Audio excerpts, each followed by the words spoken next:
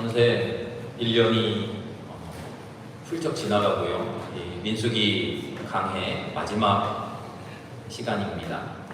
올해 초에 우리는 한 문장을 표어로 잡고 한 해를 시작했어요. 이 벽에 포스터 현수막 걸려있죠. 광야의 백성, 하나님의 백성으로 거듭나자. 이 말씀이 처음에는 무엇을 뜻하는지, 우리가 이 말씀으로 무엇을 고민해야 되는지 잘 몰랐습니다만, 이제 1장부터 36장까지 한 걸음씩 한 걸음씩 걸어오면서 우리는 많은 것을 깨달았을 줄 압니다. 하나님은 광야에서 우리를 버려두지 않으셨다는 것이죠. 그들에게 말씀을 주시고 규례를 주시고 길을 알려주십니다. 질서를 세우시고 진영을 구축하시고 레위인을 세우시고 제사를 가르치고 절기를 정하고 약속의 땅을 경계에 그려주십니다. 오늘 마지막 민수기의 마지막 절은요, 지난주에도 함께 읽었습니다. 그 모든 것을 한 줄로 요약해줘요. 이 모든 것은 주님께서 모세를 시켜 이스라엘 자손에게 주신 명령과 규례이다. 광야의 시간 40년이라고 우리가 흔히 이야기하는데, 광야 40년은요 그냥 시간이 흘러가는 안타까운 인생의 공백기가 아니에요. 시간을 40년이나 허비했대, 그런 이야기가 아니에요. 그 40년 동안 하나님의 손길이 이스라엘 백성을 온전히 새로운 사람으로, 하나님의 백성으로 거듭나도록 해주었다는 것이죠. 돌아보면 우리의 삶도 광야 같을지 모릅니다. 계획이 틀어지고요, 몸과 마음이 항상 지치고요, 앞이 잘 보이지 않는 순간이 우리에게 찾아옵니다. 그러나 민수기를 읽어가면서 우리는 스스로에게 묻기 시작하는 것이죠.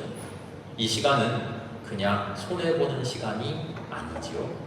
이 시간은 내가 허비하고 있는 것 아니지요? 하나님이 나를 다시 빚어주고 계시지요? 오늘은 이 민수기의 전체 여정, 우리의 일련의 여정을 5가지 장면으로 요약해 보려고 합니다. 광야의 백성이 구체적으로 어떤 모습으로 하나님의 백성으로 거듭나고 있었는가 하는 것을 하나하나 살펴봅시다. 첫 번째는 광야에서 백성들이 잘못을 저지르지만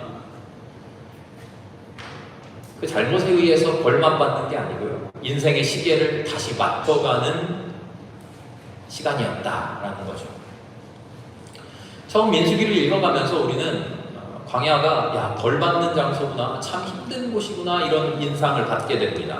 애굽에서, 이집트에서 불평하고요, 약속의 땅 앞에서 불신합니다. 그래서 그 대가를 치르는 것 같습니다. 그런데 말씀을 읽어가면 읽어갈수록 하나님은 심판하고 처벌하시는 분이 아니라 백성들의 시선을 고쳐주시고 삶의 목표를 다시 세워주시고 잘못 맞춰진 그 시간, 그 시계를 교정해 주시는 것이구나 하는 것을 깨닫게 되는 것이죠.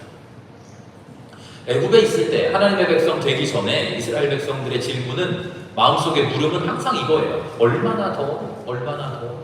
얼마나 더 먹어야 내가 배가 부를까? 얼마나 더 가져야 만족할까? 얼마나 더 편해져야 내가 평안할까?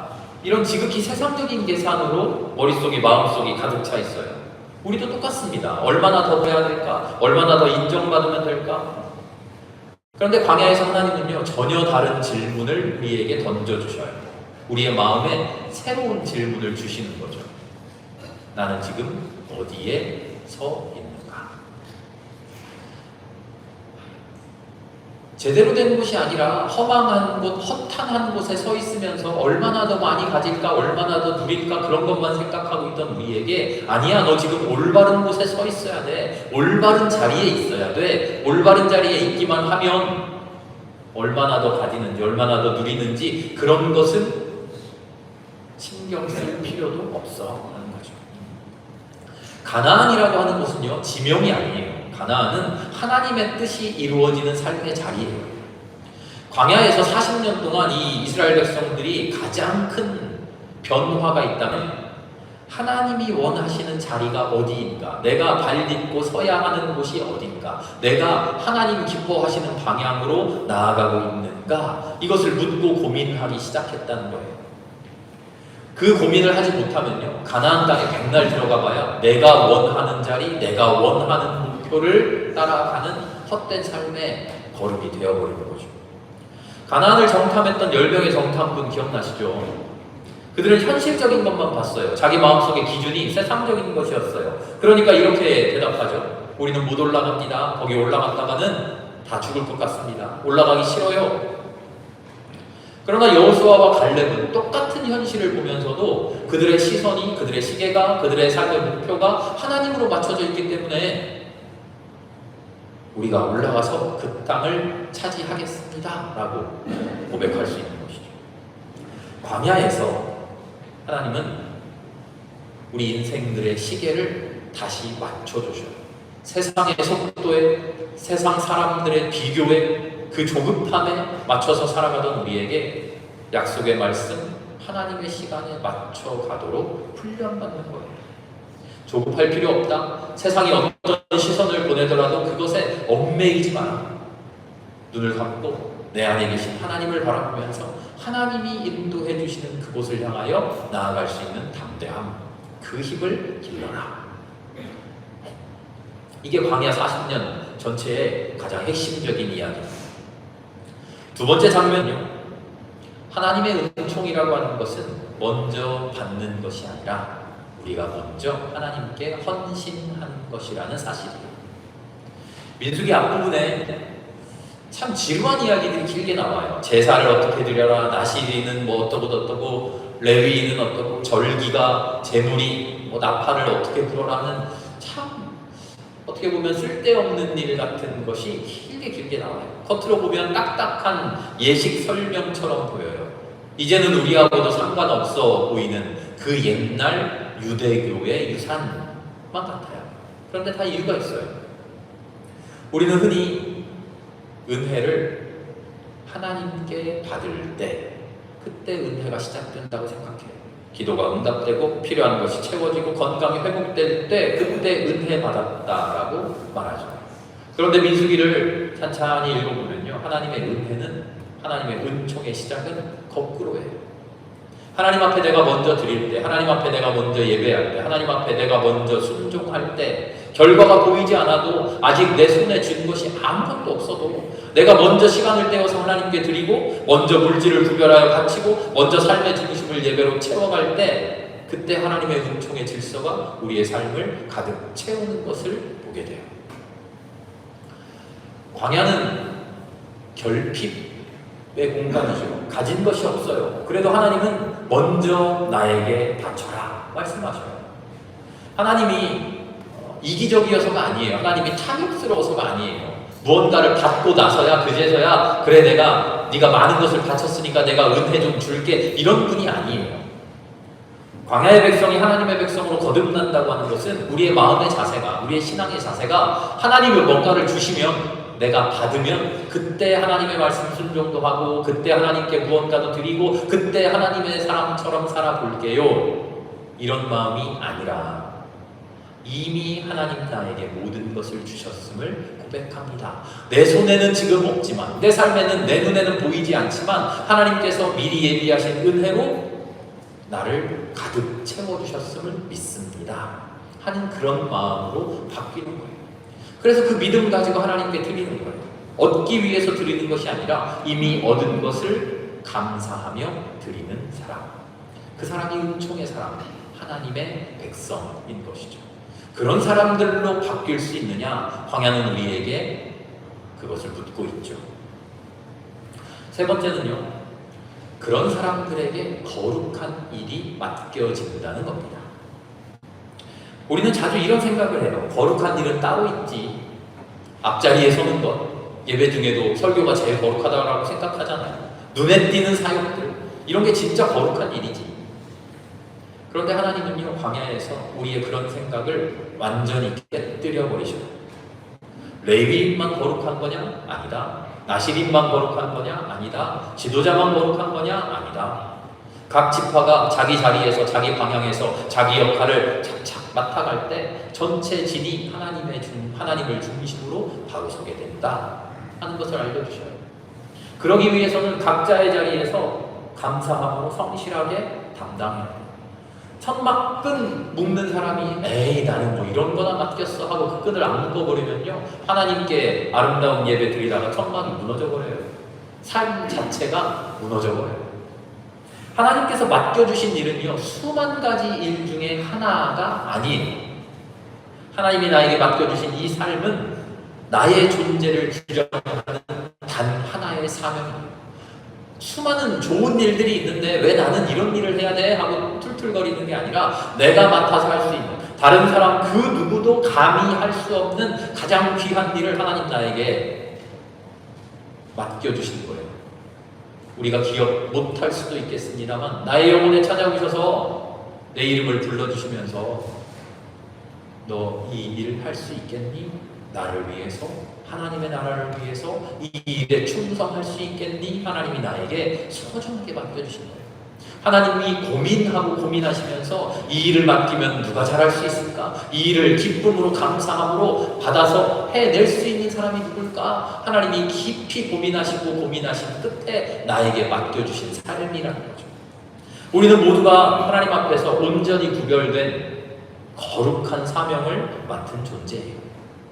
내 직업이 무엇이든 간에, 내가 지금 어디에 있든 간에, 가정에서, 교회에서, 직장에서, 삶의 모든 자리에서 이것이 하나님이 나에게 맡겨주신 거룩한 일이구나 하는 것을 깨닫게 되는 순간 그 모든 자리가 거룩한 자리가 되고요, 우리의 모든 삶이 거룩한 삶이 돼요. 그래서 우리는 하나님께 기도할 때 하나님 나는 아무것도 아닙니다. 왜 나를 이렇게 아무것도 아닌 것처럼 만드셨습니까? 그렇게 기도하는 게 아니라 하나님 나에게 거룩한 일을 맡겨주셨으니 감사합니다. 하나님 나에게 맡겨주신 일이 참으로 귀하고 참으로 복됩니다. 광야에서 하나님의 백성이 하나님의 백성으로 거듭났다고 하는 것은요, 내 눈에 거룩해 보이는 그럴듯한 일을 위해 헤매는 것이 아니라 이미 내게 주어진 자리를 거룩하게 만들어가는 사람들로 변화된다는 거예요. 지극히 작은 일, 예배당에 불을 끄고 청소하고 아이를 안아주고 위로해주고 아픈 이들을 돌보고 위로하고 가정에 밥상을 차리고, 이 모든 것들이 하나님께 맡겨진, 하나님께서 나를 위해 맡겨주신 일이라고 하는 것을 깨닫는 순간 우리는 그 자리에서 그 누구보다도 거룩한 하나님의 사람으로 바로 설 수 있게 되는 것이죠. 우리 교회 몇 사람의 사역자가 이끌어가는 그런 교회가 아니라 하나님께서 맡겨주신 사명의 사람들, 거룩한 사람들이 인도해가는, 함께 세워가는 교회가 되는 것이죠. 네 번째 장면은요, 두 번째로 다시 등장하는 인구조사의 장면입니다.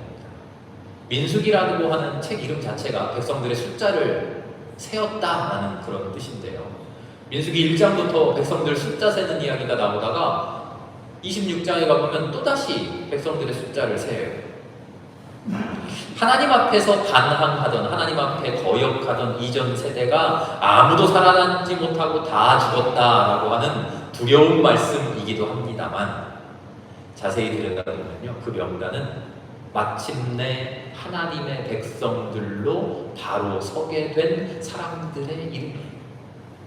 광야에서 하나님 앞에 순종하지 못하고, 광야에서 하나님의 사람으로 거듭나지 못하고 광야에 묻혀버린 사람들이 아니라, 광야에서 비로소 하나님의 사람들로 거듭난 사람들, 광야에서 하나님의 사람으로 인정받은 사람들, 그들의 이름을, 물론 그 이름을 하나하나 다 적어놓지는 못했습니다만, 그들의 숫자를 적어놨습니다만, 이들이 하나님 앞에 아름답게 하나님의 백성 된 사람들이라는 거죠.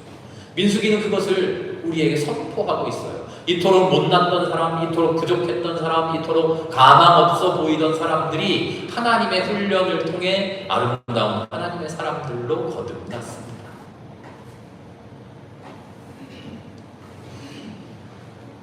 우리가 잘 아는 아론의 축복이라는 말씀 구절이 있어요. 민수기 6장 마지막 부분에 나오는데 이런 말씀입니다.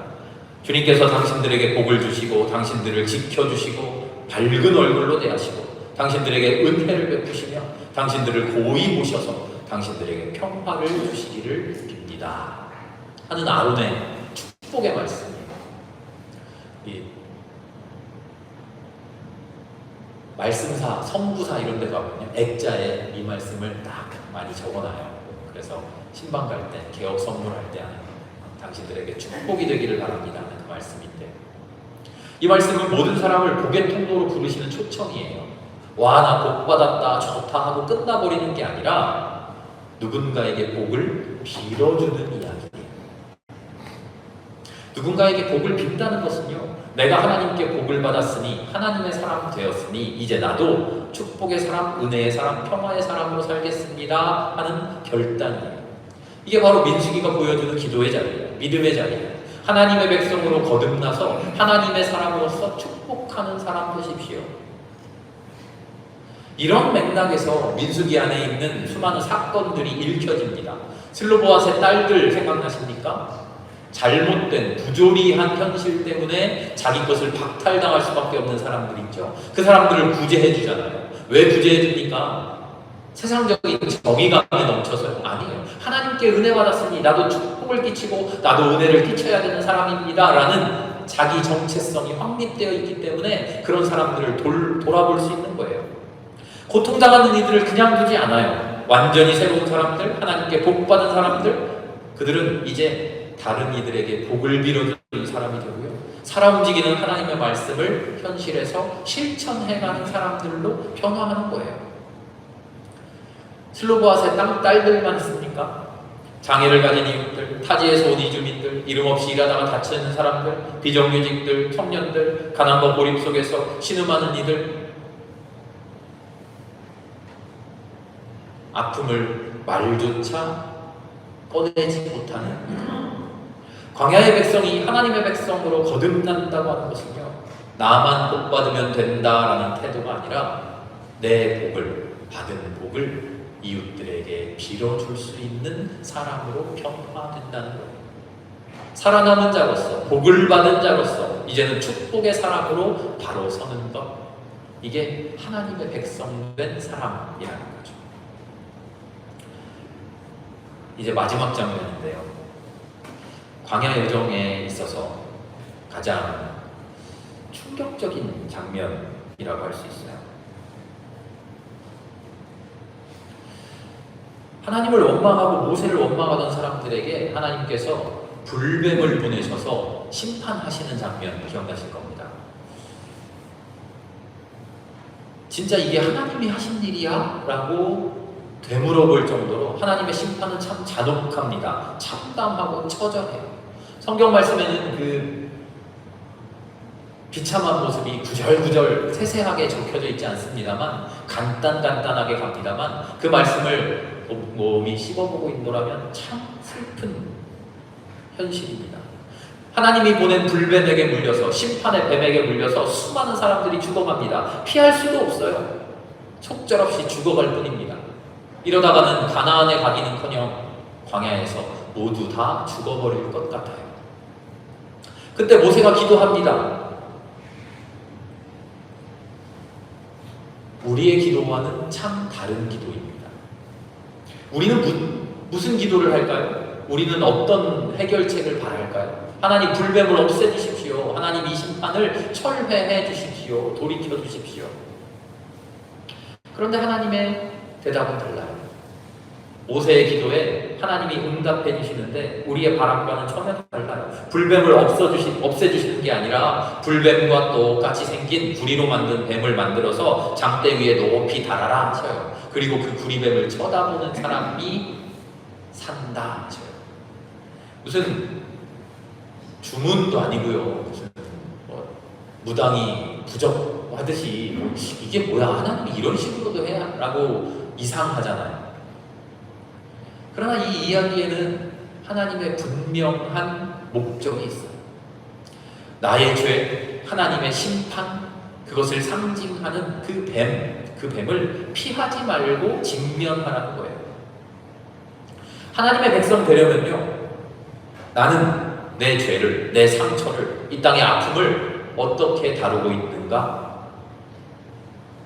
보지 않고 피하려고 하는가? 잊으려고만 하고 있는가? 그저 덮어버리고 하나님의 복만 받으면 되지 그러고 있는가? 하나님은요, 광야에서 우리에게 땅만 보고 탄식하던 시선을 거두어서 하늘을 바라보고 구리뱀을 보라고 하셔요. 그리고 예수님의 구원 사건에서 그 구리뱀을 십자가에 달리신 예수님의 모습으로 표상으로 바꿔주시죠. 죄와 죽음의 현실이 끝이 아니라 그 한가운데에서 은혜와 생명이 솟아오른다는 복음이에요. 나의 죄를, 나의 아픔을, 나의 현실을 똑바로 바라보고 그 현실을 구원해 주시는 하나님의 은혜를 직면하라는 거죠. 복음의 핵심으로 불러주시는 거예요. 광야의 백성이 하나님의 백성으로 거듭난다고 하는 것은요, 현실을 회피하는 사람들 되는 거 아닙니다. 하나님께 복을 받아서 난 이 세상 힘들고 어렵지만 나는 이제 하나님 복 받아서 천국 가서 살 거야. 이 아픈 세상은 안녕. 그게 아니에요. 이 세상 속에서 우리의 죄가 만연한 이곳에서 하나님 그럼에도 불구하고 이 죄를 하나님 앞에 내어놓습니다. 내 안에 어두움, 우리 공동체의 사회, 상처, 이 사회의 모든 부조리 이런 것을 외면하지 않고 그 자리에 서서 하나님의 십자가를, 예수 그리스도의 십자가를 간절히 소망하는 것이죠. 부활을 믿기에 이 자리에서 하나님이 우리에게 다시 새 생명 주시고 다시 일어나게 하시고 다시 축복을 내려주신다고 하는 것을 믿고 서 있는 것이죠. 이 모든 장면들을 지나서 마지막 자리에 도착했어요. 마지막 자리에 도착했을 때 하나님 모세의 입을 통해서 우리에게 이렇게 말씀해 주셔요. 이 모든 것은 이스라엘 자손에게 주신 명령과 규례이다. 광야의 백성으로 머물러 있지 말고 광야 속에서 하나님의 훈련을 받아 하나님의 그 인생 학교에서 새로운 사람으로, 새로운 존재로 거듭나라. 하나님의 은혜를 하나님이 주셔야 감사하지요. 그런 어리석음에 매달려 있지 말고 하나님이 이미 주신 것을 감사함으로 하나님께 헌신할 수 있는 사람이 되어보아라. 그렇게 헌신하는 사람이 될 때 너는 너 혼자만 복받는 사람이 아니라 모든 이들에게 하나님의 은혜의 축복을 빌어줄 수 있는 축복의 사람이 될 것이다. 그 축복의 길은 내가 나의 모든 모습을 바라보고 하나님의 은혜를, 하나님의 복음을 간절히 간구할 때 시작된다 하는 것이죠. 우리의 시계와 우리의 목표를 주님의 약속에 다시 맞춰야 됩니다. 받기 전에 먼저 드리는 예배의 사람이 되어야 됩니다. 눈에 띄는 일을 찾는 것이 아니라 나에게 맡겨주신 이 삶의 자리를 거룩하게 살아가는 맡겨진 사람들이 되어야 돼요. 살아남은 자로서, 복받은 자로서 축복의 통로가 되어야 돼요. 약자의 목소리를 듣는 교회가 되어야 되고 죄와 상처를 직면하고 십자가를 바라보는 교회가 되어야 합니다. 무엇보다 하나님 앞에 기도할 때 나의 죄와 상처를 직면하는 그 한가운데에서 십자가와 부활의 주님을 바라볼 수 있는 우리가 될 수 있기를 바랍니다. 1년 동안 광야의 백성, 하나님의 백성으로 거듭납시다. 이 우리의 고백이 올 한 해의 표어로만 끝나는 것이 아니라 우리 공동체의 삶 전체를 이끌어가는 하나님의 명령이요 하나님의 규례가 되어갈 수 있기를 소망합니다.